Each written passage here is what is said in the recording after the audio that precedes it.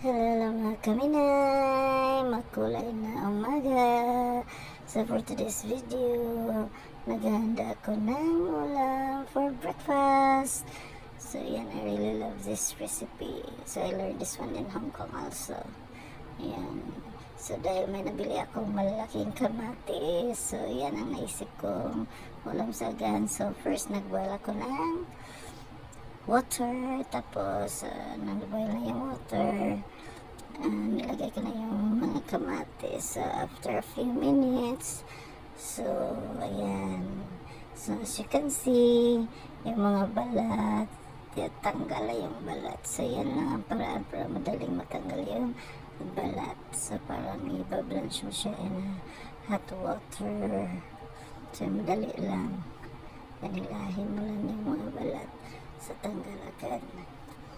Yan. So yan, tinanggal ko yung mga balat para lang madali siyang maluto pag ginawa mo tomato sauce. Yan. See, then I slice it into small pieces. Yan. So gagawa ako ng tomato sauce para sa recipe ko ngayong umaga. So yan. So pagkatapos kong na-slice, so yan, so maliliit na yan. So patapos na yan. So the other bowl, so yan, 5 eggs lang yung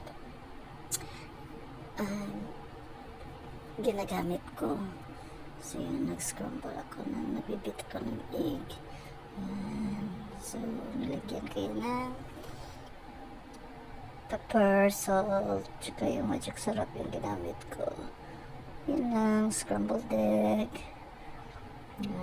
Then ayan, bit again. So after that, so nilagyan ko rin ng yung sliced garlic, yung fried garlic. Ayan, so niluto ko muna yung egg, yung scrambled egg. So ayan, so ganyan lang. So I'm just using that chopstick, yung para hindi siya magdikit-dikit. So hiwa-hiwala yung scrambled eggs ko. Ayan. So after a few minutes, so niluto na yung egg. So i-transfer ko in a bowl. Then tapos niluto ko yung tomatoes. So yan na, let it boil hanggang magiging siya. Ilagyan ko siya ng sugar. Yan, so para manamis-namis na siya, parang sweet and sour yung labas niya. Yan. Yan, so hanggang lumabas yung sauce niya. Yan na. So after that, so nag-boil na, nilagay ko na yung scrambled egg. So yan. So yummy, I really love it. Akala ko hindi magustuhan ng kids, but they love it. So that's it. So that's my scrambled egg and tomato sauce recipe. So yummy talaga. Kids love it. Thank you guys for watching.